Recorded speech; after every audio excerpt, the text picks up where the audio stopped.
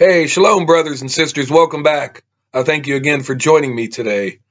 Well, as you know, yesterday I talked about what is tribulationism, and I encourage you to watch that. Tomorrow I'm going to talk about post-tribulationism, but right now today I'm focusing myself on mid-tribulationism. What is that? Is it biblically sound? Here's my notes right here. I'm just going to read a little bit, and I encourage you to look this up for yourself. Here we go. It holds the view that the rapture happens at the midpoint of the 7-year tribulation, the times of trouble, or Jacob's trouble. The church will go through the first half of the tribulation, which is the far less severe part. Once Yeshua returns at the midpoint of the tribulation, the church will be raptured to be removed from the second half of the tribulation period, which is the more intense part. Upon the completion of the second half, Messiah will triumphantly return with the church to reign in the millennial kingdom. This view, therefore, has 2 stages in the second coming. So it's going to be his first and a half appearance, and then the second appearance. I don't know, something like that. Much like the pre-tribulation view. This view is allegedly supported by Daniel chapter 7, verse 25, where it states that the saints will be given over to the tribulation, given to anti-Messiah's hands for times, and half a times, which is interpreted to mean the first 3.5 years. It is kind of an ingenious theory right here, but is it biblically sound? Halfway through the 7-year tribulation, the anti-Messiah commits the abomination of desolation. You can find that in Daniel chapter 9, verse 27, and Matthew chapter 24, 15. By desecrating the temple. The saints will be delivered from the abomination through this idea, Mid-tribulationism emerged in 1941 and has a minority view. So it's not very popular, but it's still out there. People still cling on to it and believe it's got some relevance to it.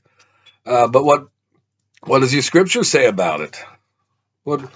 Because I've heard of the pre and the post tribs before, and this is sort of something that just popped up. I just found this out last week. I never heard about this theory before.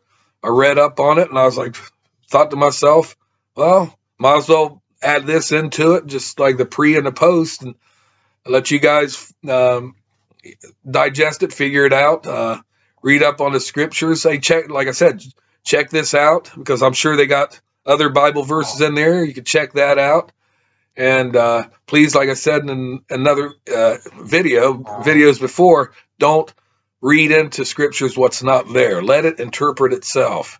Just because you might have one little verse that might say something, don't take it all out of context. There's other companion verses out there. There's other verses that clear stuff up.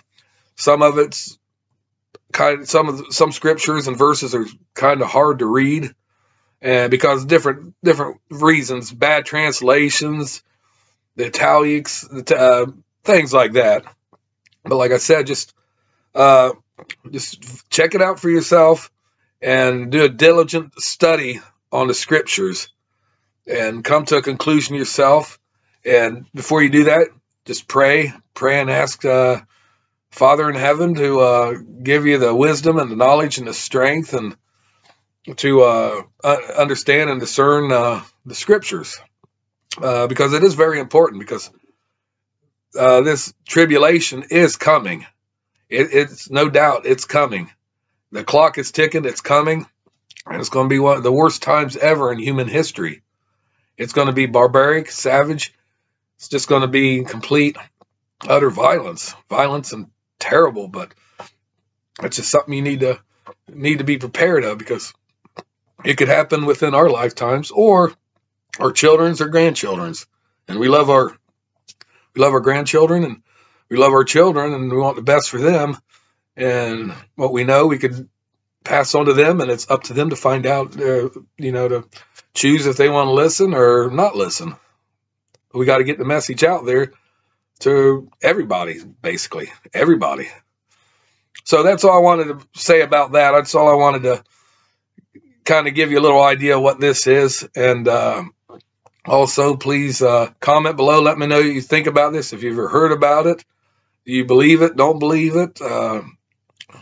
Just let me know. And also, feel free to watch my other videos. And tomorrow I'll be back with the post-trib definition, and talk a little bit about what they believe. And anyways, that's all I wanted to say. Please give me a big thumbs up, hit that notification bell, and also subscribe. I'd really, really appreciate that. Until we meet again, brothers and sisters, as always, peace out and shalom.